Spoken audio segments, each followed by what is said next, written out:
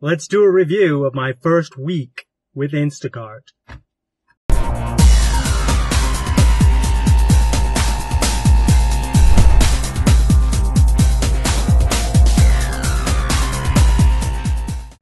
I just finished my 4th shift with Instacart to finish the week, and I have some stuff I want to talk about, some review. The good, the bad, things I went through, some tips, some strategies if you're just starting, the stuff that I figured out doing 4 shifts. So first off, of everything that I do, Uber, Lyft, Amazon Flex, real estate, mortgage, field inspections, insurance inspections and stuff, all these little side hustles, eBay.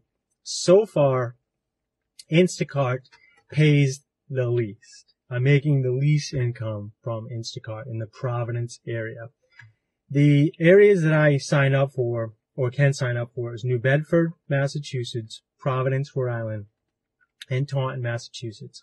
I've been signing up for Providence, Rhode Island, which has 2 Whole Foods, multiple Stop and Shops, multiple Price Rights, multiple Shaws. Even on the days, so when you sign up in the calendar, there'll be days that have fire marks on them. Sunday here and Monday here have 2 fire marks, means they're supposed to be really busy. Saturday has 1, Tuesday has 1. I worked all those days and didn't really notice much of a difference. Having said that, here's some good things. So I didn't drive that much. Today I worked a full shift. I signed up to work from 9 a.m. to 6. And this happened all the 4 times I worked. Before my shift was over, the app said, do you want to end early? Which is strange because yesterday I got the app asked me if I wanted to work longer and I took it. And today it ended up reneging on that and saying, no, work less. And I took that as well.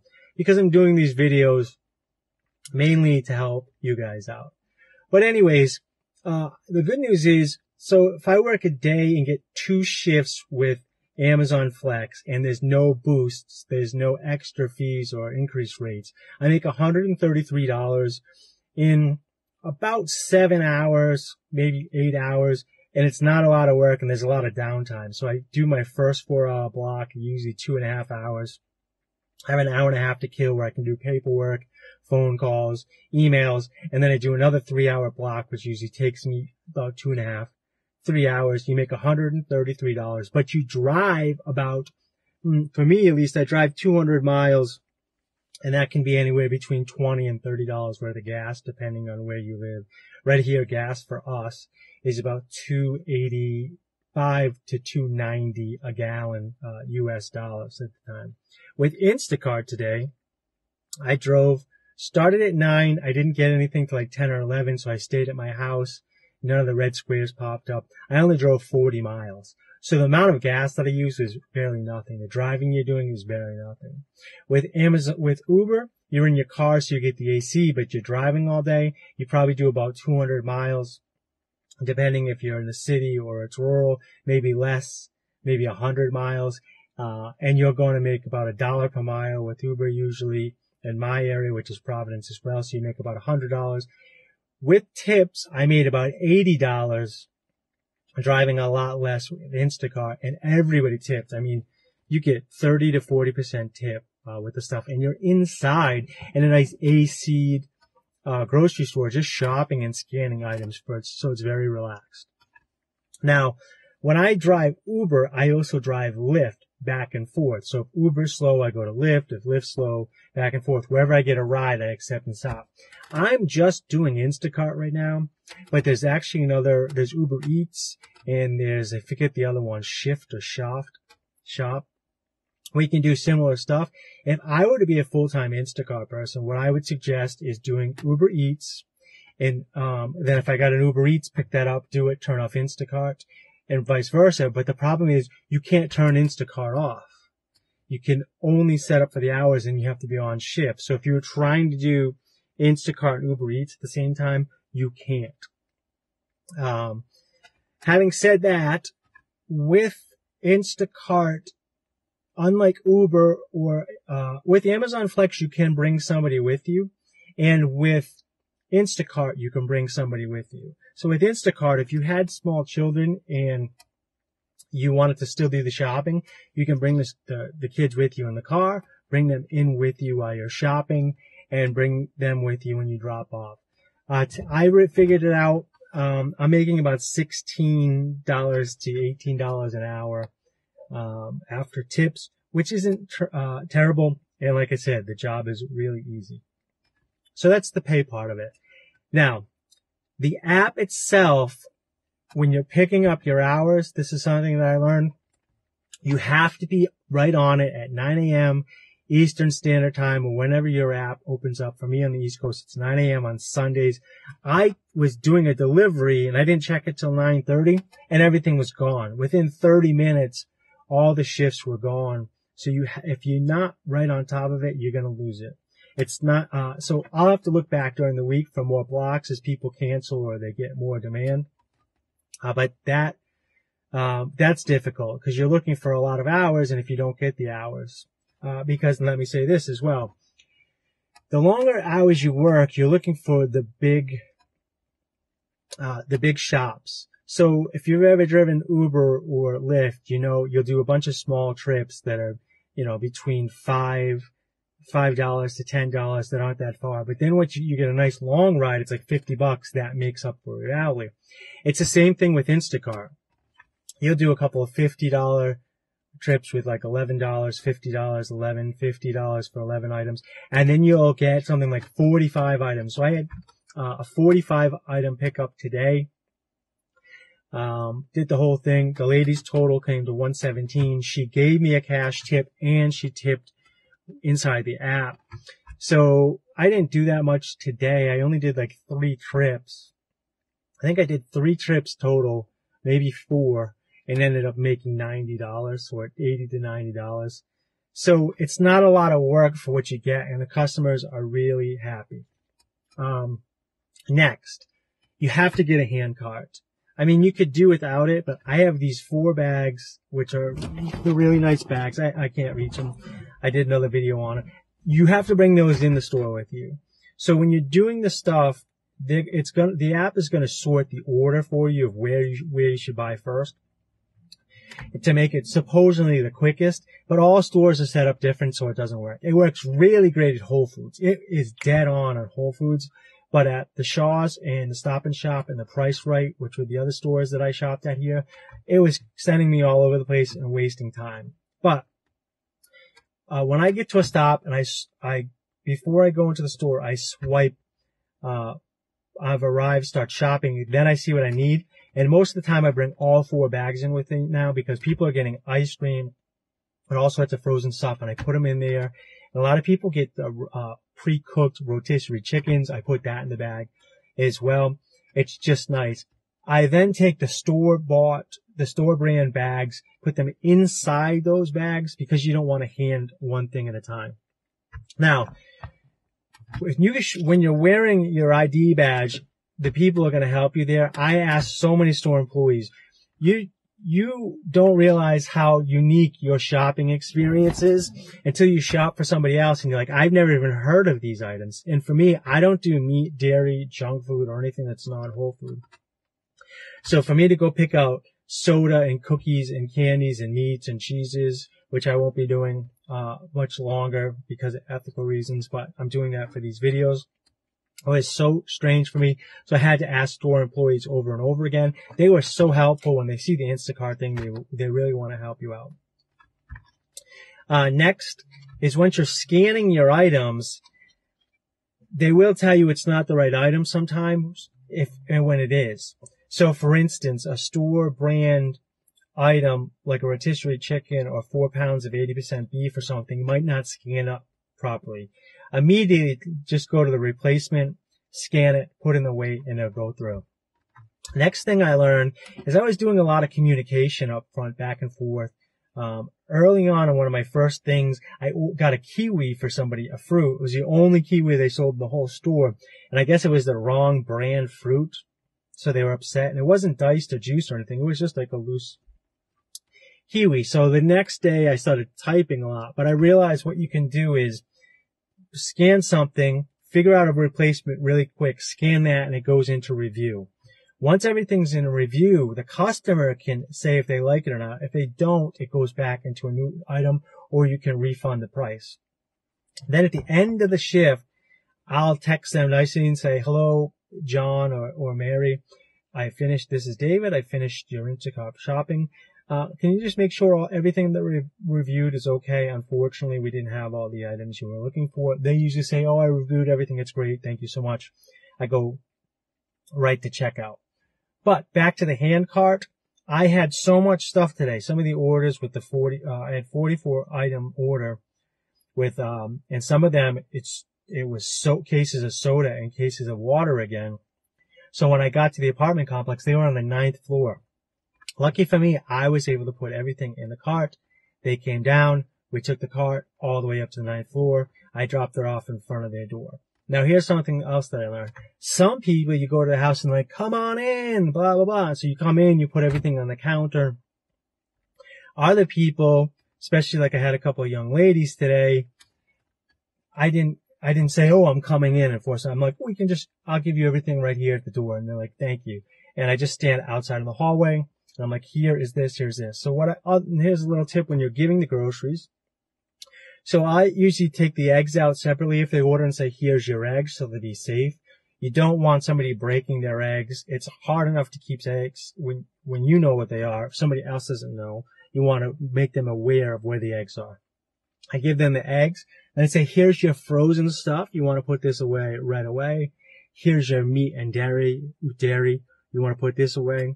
And then the breads and the dry stuff and everything afterwards. All that stuff is in the insulated bags. Those grab bags that I recommend from my other video, the handles are so good, they're stretchy. Highly recommend them. I've actually got compliments on them from the people in the store and the customers. They're like, those are great reusable bags, and they really are. They're durable and stretchy, and they open up and they wrap around the items so they don't fall out when they're back of your car when you're rushing to deliver them over. Now, the app kept crashing on me today and putting me out of area. So I had to keep turning my phone off, rebooting it, restarting the app. Instacart's not huge in this area. They're just starting. People are getting used to it. The app's being refreshed. I'm getting updates like every day. So I did have some problems with the app, but I think in the long run, they would fix that. I like Instacart. It's a lot of fun, but compared to some of the other stuff that I'm doing, it's not generating enough income for me. Let me think what else was important. So,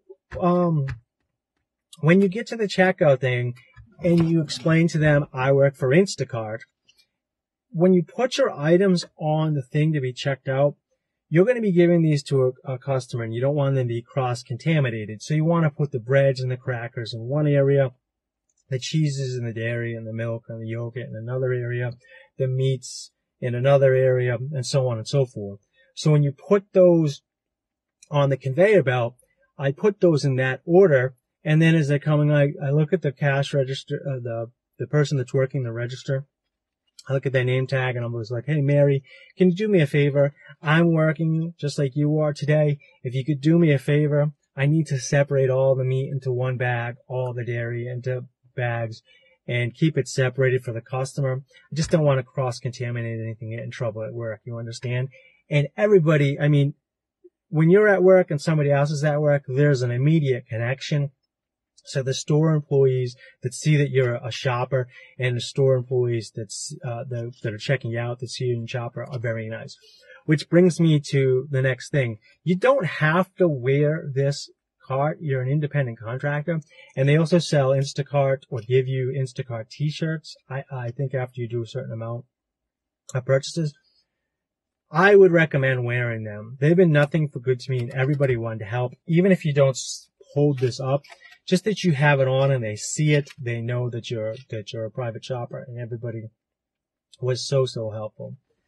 I can't really think of anything else besides, I mentioned this in the other video, but so the area was slow today. So what you're going to do is you're going to sign in, you're going to look at your map, and you're going to look for red zones.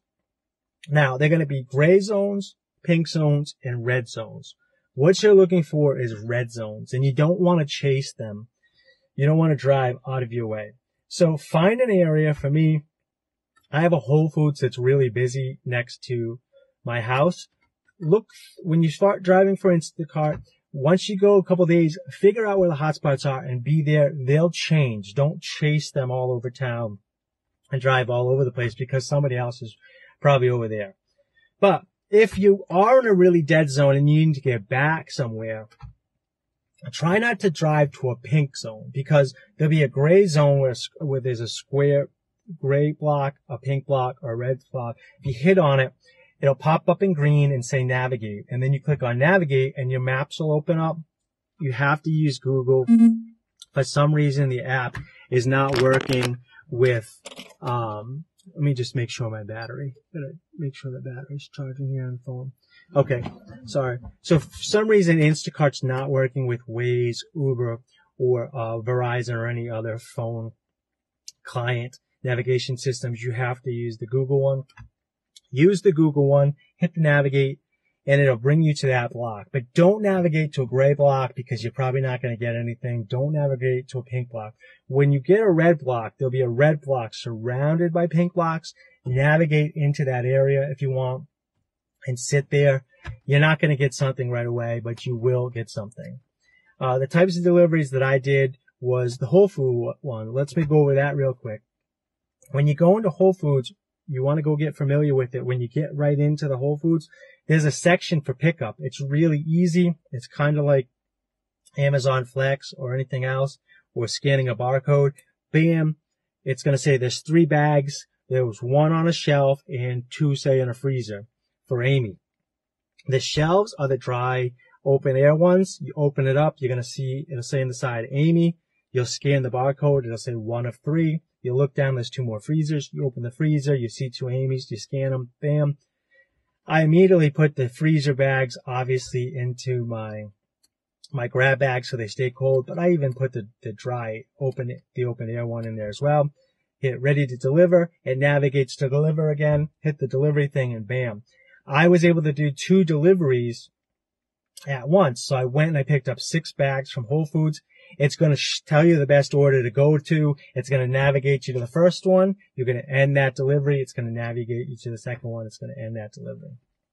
Now, when you get to a house, most likely you're going to have plenty of time. For me, now that I got it under control, I'm never going to be late with an order. I had like a whole extra 40 minutes with my last order, because they base it on the number of items. But if you get 4 cases of water, you scan it and be like 4 and you're done and you've saved all that time. Or I had to get 12 seltzer waters today of different colors. They're all, different flavors. They're all right there.